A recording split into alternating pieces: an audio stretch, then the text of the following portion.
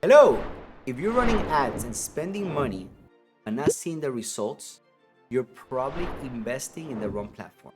Today I want to talk to you guys about Google Ads versus Facebook Ads. Let's jump in it.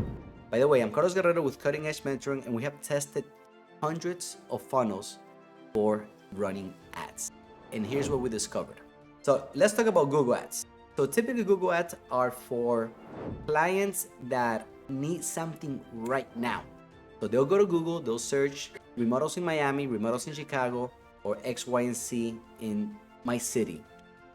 Now, the issue with this is that these leads are going to cost much higher. And if your processing systems from the point that they call you or when they fill up a form is not set up correctly, it will cost you and you're gonna lose a lot of money on that.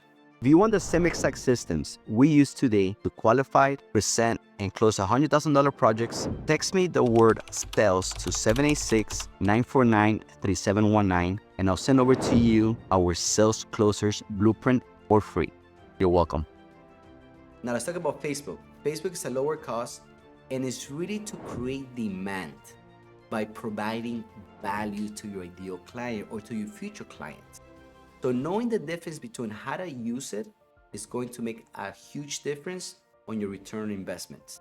Well, you may ask, Carlos, well, what works best? Well, they actually both work best as long as you have a process behind it and understand how the pipeline, how the journey works with each. So for instance, for my companies, they both work.